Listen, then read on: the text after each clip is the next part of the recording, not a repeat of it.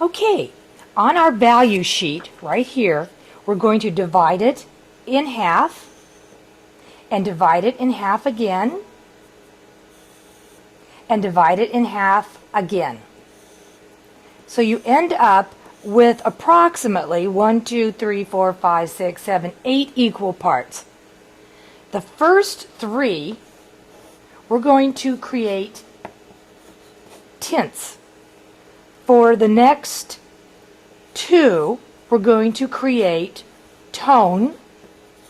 And for the next 3, or the last 3, we're going to create shade.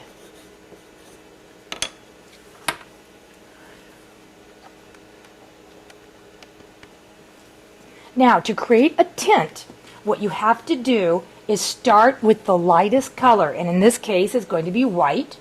Just pull some white off and put a little color in. You don't need very much, just a little bit, just enough to make a very light tint. Then you're going to fill in the first rectangle,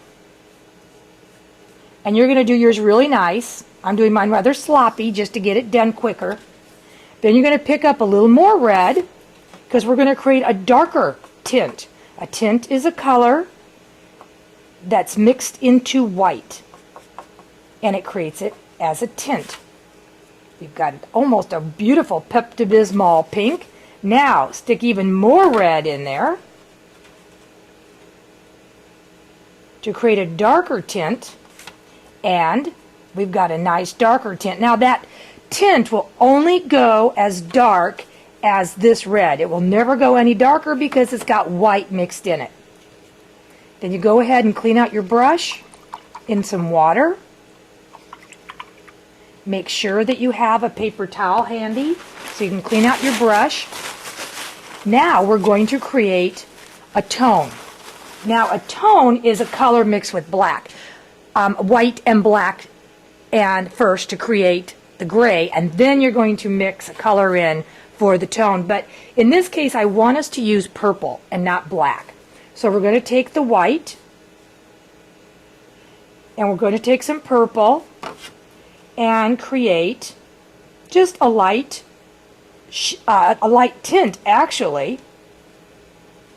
Then you're going to put in the original core color and you're going to mix in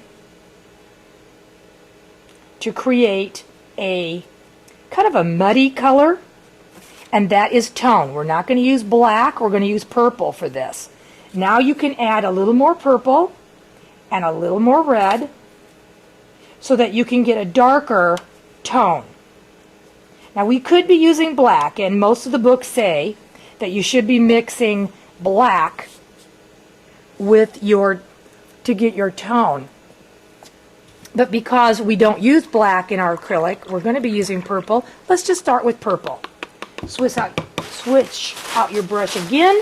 Now we're going to go for shade. We've done tints, we've done tones, now we're going to work on shades. For a shade, it is a color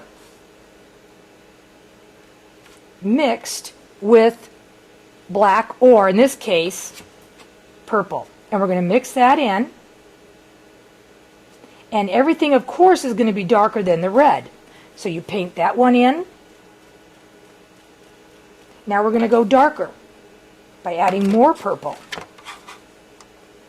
So you can put whatever color or hue you want with this color scale, with this value scale. You can put in red or green, or don't use purple, because purple is going to be the mixing color to make it darker. You could use blue, and there you have it. You have 3 tints, 2 tones, and 3 shades. You will completely paint in yours, put your name on the back, and put it on the dry rack to dry. This is for the pair assignment. You need a pair. You probably will need to share 2 of you or 3 of you to a pair. Turn the pair around to get the angle that you want, or move around the table to get the angle that you want. And then I want you to draw the pear on the pear paper. This is the pear paper. It's just a plain piece of paper. It is not the canvas paper yet. So we're going to draw this pear. Think of just a big gesture at this point. Just draw a shape. And then come in and create a better contour line, thinking about what is your perspective, what's your point of view. Are you up above the pear, or are you eyeball to eyeball with this pear? And go ahead and make changes if you need to.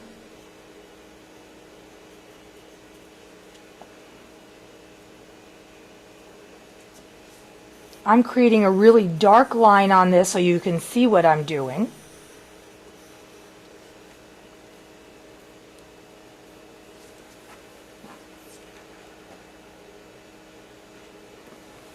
Now I would like for you to go in and begin to look at the value. Squint your eyes. See where areas are darker and lighter. This is green and this is red. Both of those have a very similar value. So you're going to need to think about which one is darker. So squint your eyes. And I feel that this area down here is a little darker. If you need to smudge it, okay, go ahead and smudge it. If you need to erase out, use an eraser. Come down here, it's darker down here.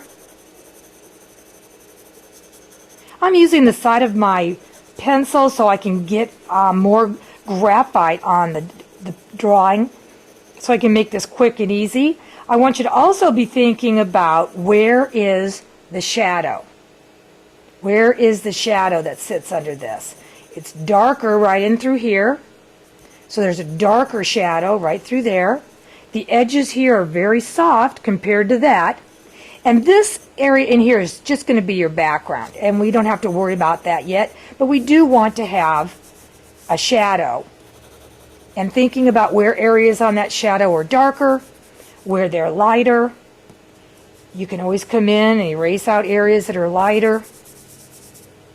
Then come back in here. You can use a tissue paper or Kleenex to rub if you want.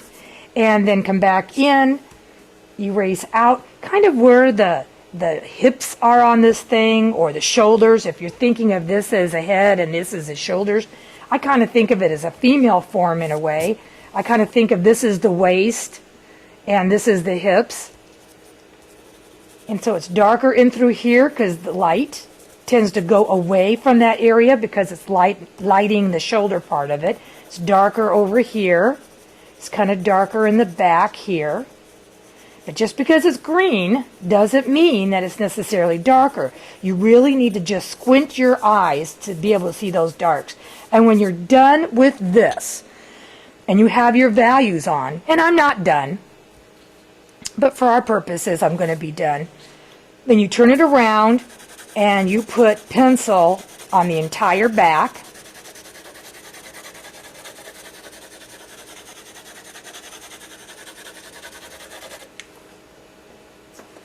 Then you get your pear canvas from the first hour shelf under my teacher computer. You take this piece, you turn it over, and you lay it on top of your canvas paper. Make sure your canvas paper is the right side.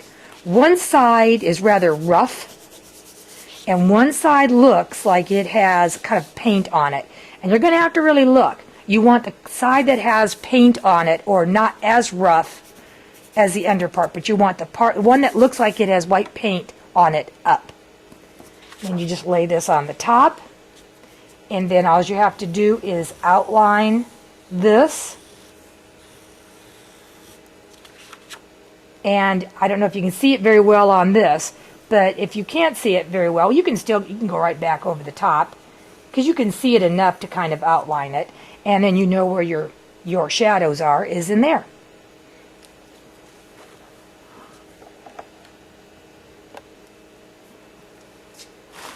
Now we're going to block in our pear. And as I look at this pear, I have to determine what do I see as my local color. when I look at it, and if I had to describe it to somebody, what would be the one color? If you could only choose one color, what one color would you choose? And I'd say yellow.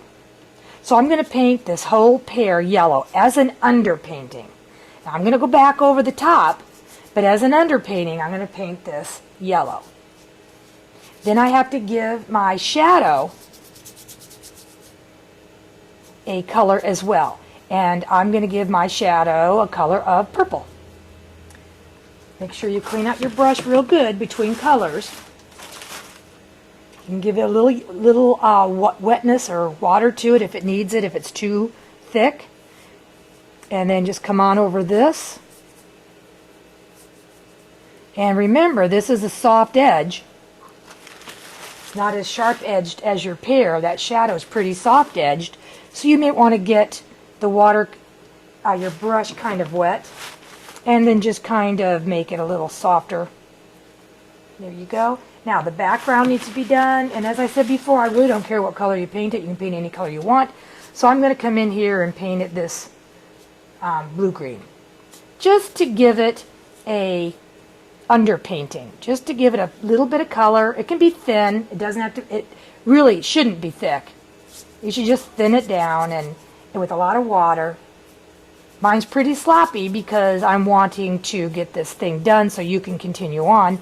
And when you're done, put your name on the back and put it on the dry rack to dry. And we'll do more on Wednesday. Bye-bye.